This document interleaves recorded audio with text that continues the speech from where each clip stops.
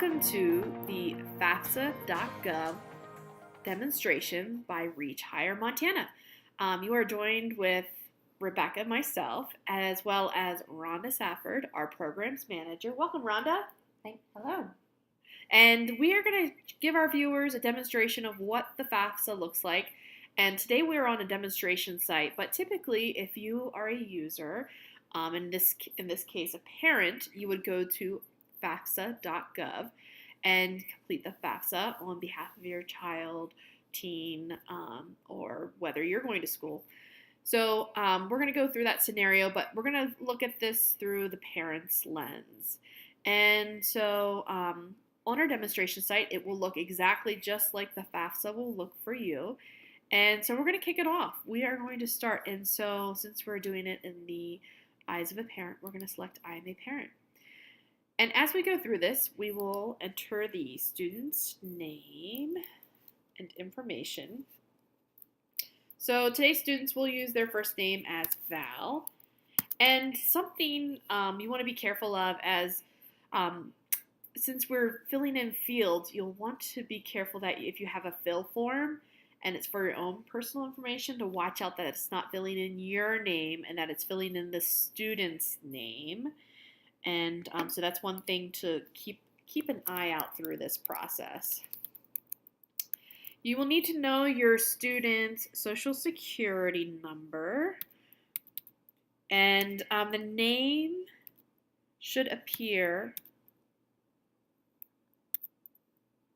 as it does on the social security card.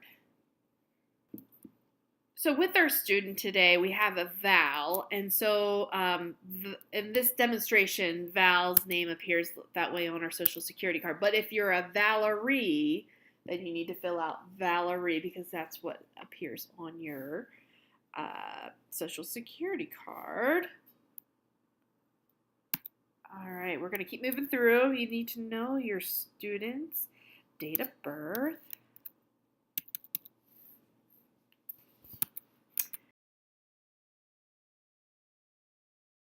So it's saying welcome, and the information you enter, just double check that it looks correct. Is that right, Rhonda? Are we on the right path? Okay, great. Good. Awesome. So since it looks good, we're going to keep moving. Oh, a disclaimer. This is just so that you are agreeing to spend this on cost of attendance to go to college type of items and not buy a stereo or a car or anything that's not considered a cost of attendance for going to higher education. Gotcha. So this is going towards books, paying for the classes, tuition, fees. Okay, great. Awesome. All right. So for which school year are you applying for? We have the options of 2019-2020 or 2018-2019. Should pick the 1920 unless you're currently going to school and you need money in January. Otherwise, you're really applying today for next fall. Okay.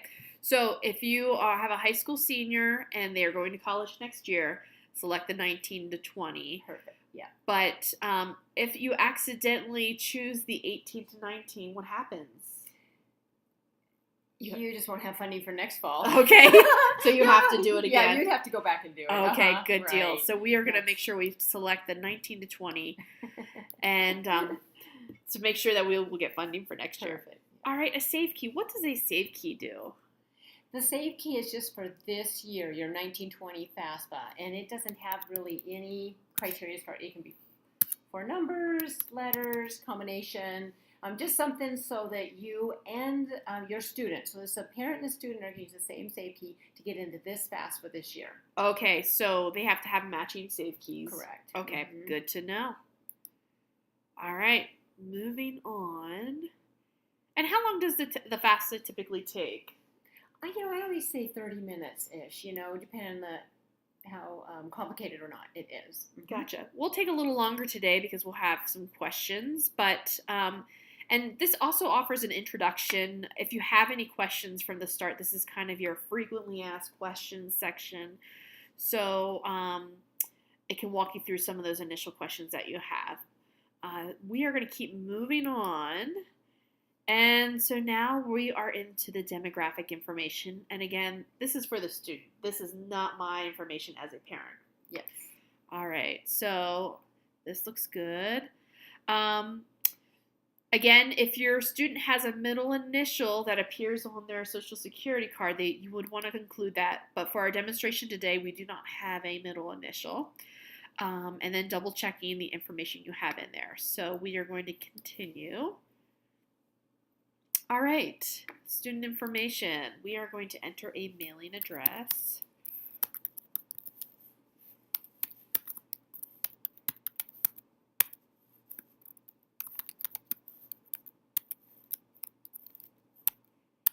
And does this mailing information have to appear exactly how it appears on your taxes? Not at this point. No, only once we get to the IRS data retrieval tool. Okay, great. Should be currently wherever you're going to get your email. Gotcha. We have our information in there. Once I re-enter.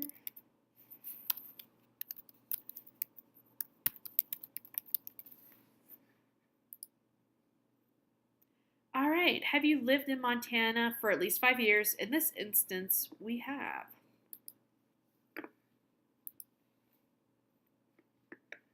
All right, we will claim Val as a female and enter her phone number. And again, watch out for that your phone number information.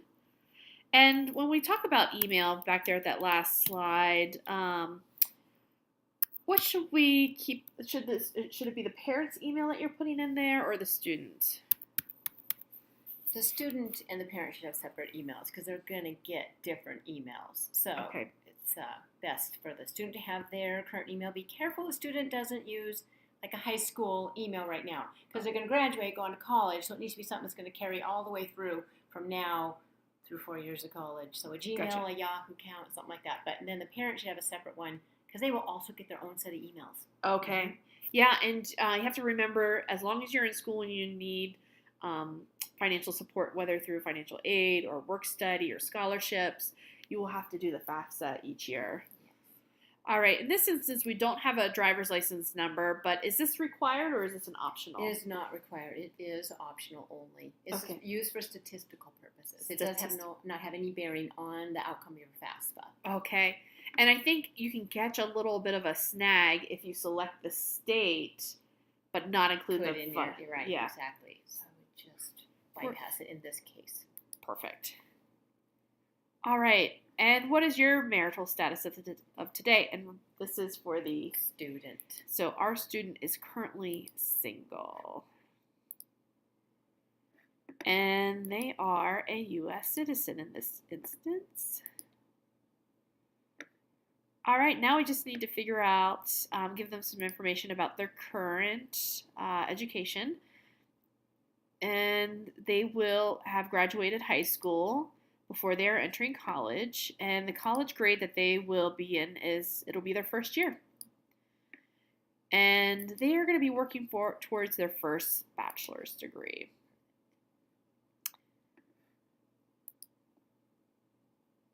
And just to kind of touch base, if you are a student taking dual credit or dual enrollment, Right, that's still not considered actually attending college. So even if you took dual enrollment classes during high school, you need to put never attended college first year. Gotcha. Good catch. All right. And are you interested in being considered for a work study? What if we're not sure? You can put don't know, but we often recommend that people put yes, because if you are eligible for it, you still have the option once you get your reward letter to say no at that point. I see. But it is a great opportunity for a job at school that'll work around your classes. Yeah. And a work study, yes, is essentially a job on campus, which is great for students because you can pop in and out of your classes, do your work study. The other benefit to work study is if you have a job that's not work study, you do have to claim that on your FAFSA next year, that income. And work study does not, you don't have to claim that on your FAFSA next year. Good. So there's that tax benefit there too as far as. Good to know. And if you select no, then you don't have that option again until the next FAFSA year. So we always encourage people to just say yes. Just say yes. You can say no later. That's right. Are you a foster youth or were you at any time in the foster care system? If you have this question, we work with foster care youth across the state, so you would be a great resource if somebody was yes. Absolutely. In fact, I think it might even give my contact information at the end of the FAFSA if they were to select. Oh, really? Yes, mine and or DPHHS is listed there. So, good to because know. there may be some other options if they have been in the foster care system for funding as well. That is really good to know. In this instance, we're going to say no. And the high school completed by parent 1. So now we're switching over from student to parent. We're still on the student, but it's going to ask, has your parent finished school, high school or college or? Gotcha. We'll say college or beyond. And then high school completed by parent 2. We'll say college or beyond. Alrighty. We're doing good so far. So we are going to enter the name of the student's high school. Correct. We will say Montana High School.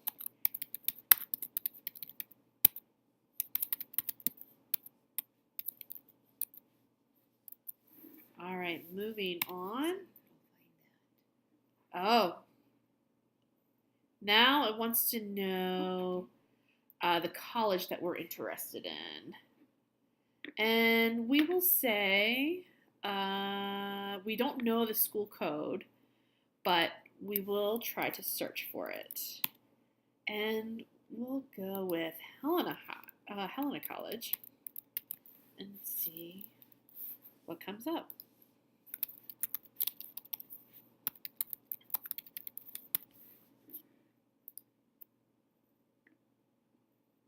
Oh, there we go. So it brings up the schools that are within that city.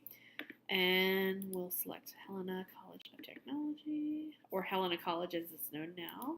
So let's talk a little bit about when you have to select or enter a college on the FAFSA. And today we'll just do one, but how many can you use? You can select up to 10 colleges on the FAFSA. And we always recommend selecting more than one just because you never know what's going to happen. And it gives you a chance to be a better consumer and shop around a little bit. I would recommend picking one nearby, pick your dream school, and at least one other one because it's always good to have options. Perfect. And after we completed the FAFSA today, and you want to add more schools or maybe something changes, do you have flexibility in amending college choices or adding to them? Yes, you sure can go in and edit or update and add schools. The more you go into your FAFSA to edit and update, the more likely you're picked for verification again. But it's definitely better to put a bunch up front than to go to the school and you hadn't put it on your FAFSA. It's harder to add it later. I see. Better to do it up front. So if you even have an inkling you think you might go to that school, but you absolutely can add schools at a later date. Perfect. Good to know. All right. Housing plans, we'll say with parent. All righty. So this is still for the student. Were you born before January 1, 1996? Right now you're determining whether an independent or a dependent student at this point. Oh, okay. So you're trying to figure out the dependency of the student, of whether... Of the student, yes. All these questions have to do with that. Gotcha. Our demo student today, Val, she was born in 2000, so she will say no. And she's currently not married, and she doesn't have any other master's or doctorate program, so we'll continue with no. Do you now have, or will you have, children who will receive more than half their support from you between July 19 and 2020? And again, this is going to be a little tricky if you're the parent and you say, yeah, I have kids. Right. Careful. They're asking about the student. Right. That's right. Yeah. No, our student doesn't have any kiddos does have yet. a child, they would then be considered independent and not have to put any parental information. They would only put their own. I see. Mm-hmm. Good to know. And do you have any other dependents? And we'll say no in this case too. Continuing with the student information, are you currently serving or on active duty within the armed forces? Veteran? Have your parents deceased? So these are still try to figure out the dependency questions. For this instance, we'll say none of the above. On or after July 1st, 2018, were you homeless or were you self-supporting and at risk of being homeless? So, once again, if you put yes, be prepared that the college is going to ask for some type of verification, usually from your homeless liaison at the school. Otherwise, most of our students are going to be probably under the no area. Hopefully. Right, yeah.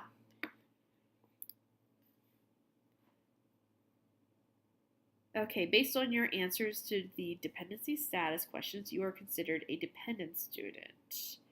So we will be providing parental information today. If it thinks you should be a dependent student and you say I'm unable to provide it, you're going to be questioned once again by your financial aid office at the school, and you'll need to tell them why. And that usually needs to be a very dire situation, like it's unsafe for the child to communicate and or be around, or their parents, etc. So that's most 90% of the time, those high school students are going to have to put the parental information. Okay, good to know. Great, so we have made it out of the dependency area, and we are moving on to parent demographics. Now, this is about us. Yes. All right, easy questions for us to answer. As of today, what is the marital status of your parents? That's us. That would be us. Okay. We will say married or remarried, and we will give them a year.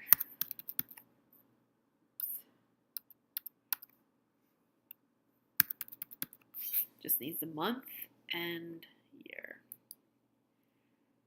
And so parents, again, if you're a parent listing your information on this Social Security information, it needs to appear on here as what it would look like on your Social Security card. Correct.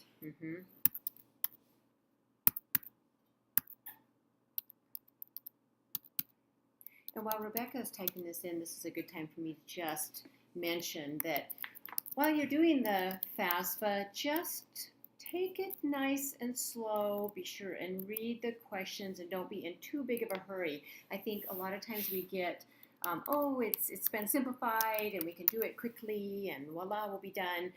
But it can get you in bigger problems if you don't read things right and answer them correctly. Also, if you have a question about something, that's what this little question mark is by each one of these. What do they mean by my federal Social Security number? I mean, that's a crazy example, but each one of those has that little question mark and it'll give you more detail about it. And if that still doesn't help you, then you can give us a call or an email. That's right.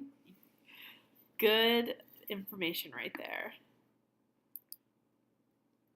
All right, now we're entering parent number 2.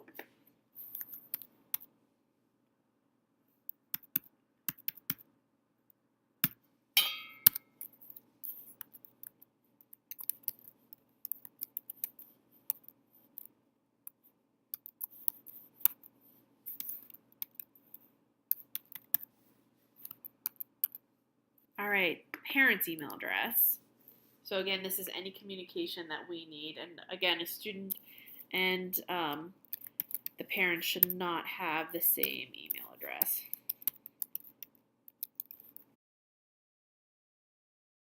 And have your parents lived in Montana for at least 5 years? We will say yes.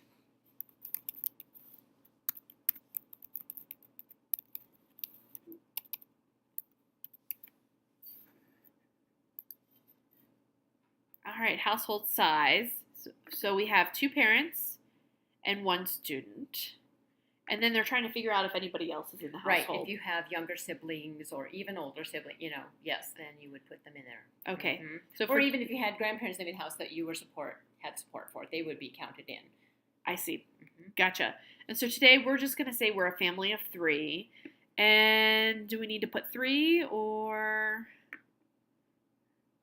your parent? No, it looks like it's there it is. Doing it for us down here. Oh, okay. Right, so this is the other others. Others. Great. All right. Number in college.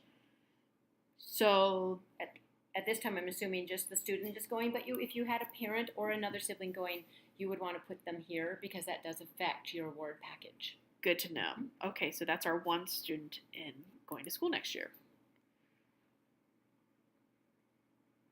All right, tax return information. Let's talk about taxes for a little bit. If you haven't filed yet, then you're going to put the will file. And you're using prior year. So this year we're using 2017. 2017. Okay.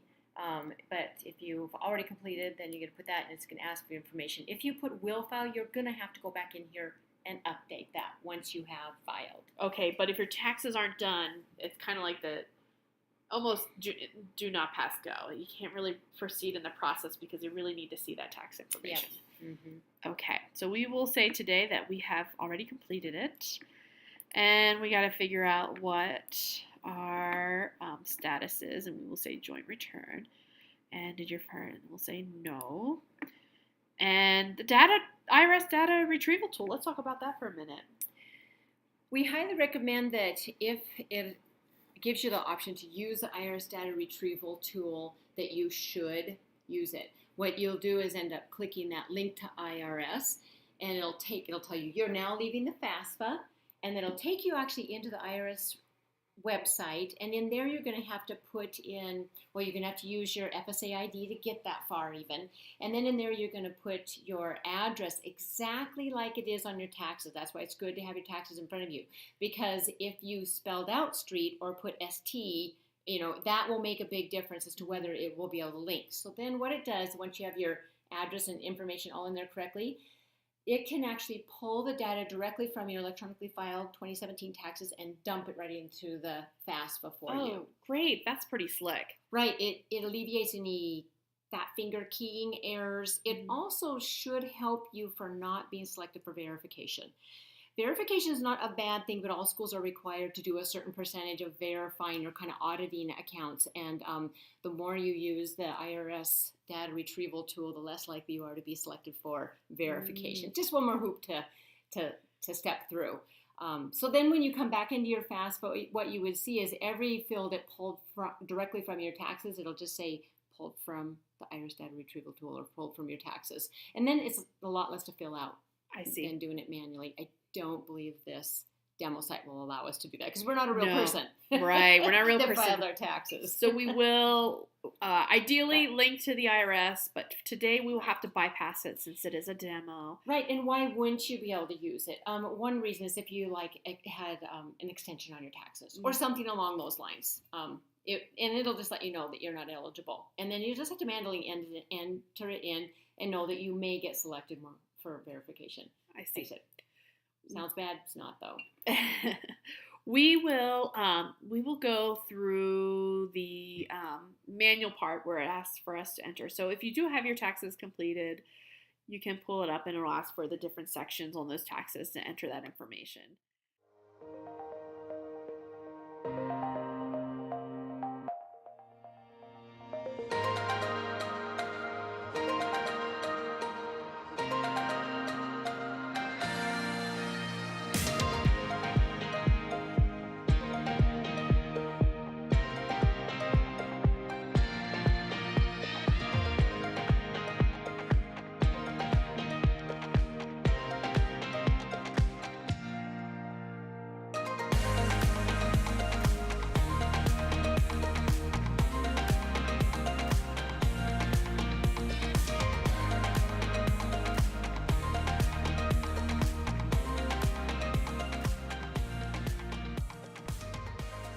Are you the preparer?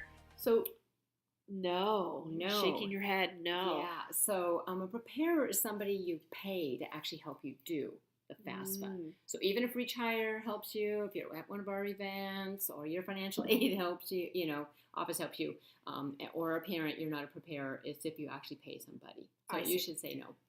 Perfect. We are going to say no. Seems like you'd be the preparer, right? But right. Not necessarily. Alrighty, so here is just a review of the information we've entered today. And it'll also include the student, the school information, whether dependent or independent, and parent information as well too.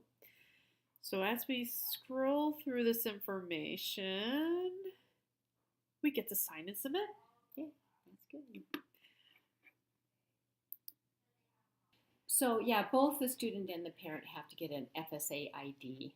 And that's your signature. Right, and that's your signature. And this is an electronic signature, so you should keep it in a secure place, keep it somewhere you can find it, because you're going to use this every year. Unlike that save key that's just for this year, FSA ID you'll use every year you do the FAFSA. Okay. The student also will be able to use their FSA ID to get into like the National Student Loan data, and see where their loans are being serviced. They also will sign their promissory note if they take any loans. And the parent would too if they take a plus loan. So the FSA ID is really important. Mm-hmm. Excellent. Good to know. Once again, agreeing to use it for cost of attendance, and that everything you've put on there is to the best of your knowledge, true and correct. Perfect. On your FAFSA.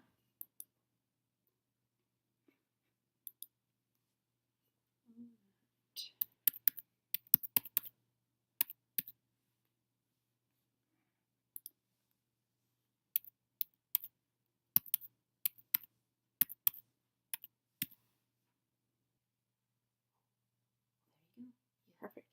So we are going to sign off, and we don't have a demo parent's information to do, but usually you get to this confirmation screen, you know it's submitted. Yep. Yes, exactly. And it's going to ask you one more time on that confirmation page. Okay, I'm going to submit it, so be sure and click it one more time, and then both the parent and the student should get some kind of email almost immediately that it's been at least submitted. Okay. And if the parent gets to this last spot, and let's say they're doing this while their kiddo's in school, can they put it on pause and get back to it when they? Yes, actually, this, if you notice any time throughout here, it did give us a notice that it's been automatically saved. You can also save. Usually, hit a save button up on the top. Okay. Yeah, and then once you exit out of here and go back in, you'll put your save key in. It should bring you right back here, and you can just finish signing it with your parent or your student, depending on who's filling it out. Today, we're the parent. Mm-hmm. Excellent. Okay, easy peasy. Remember, gang, if you have any questions, you can email us at FAFSAhelp@reachhighermontana.org. FAFSAhelp@reachhighermontana.org. We have an email address for that. Yes. So send us your questions, and we can help walk you through the process. Again, your financial aid office is also a great resource if you know which college, or a lot of them will just help. If you have a college in your backyard, it seems like a lot of them are just willing to help and be a resource for you as well. No matter what school you're going to. Yes, they are. Yeah. Mm-hmm. So thanks for tuning in, and hopefully this little web presentation of the FAFSA was very informative for you and helps you get through and complete it. Thanks, guys.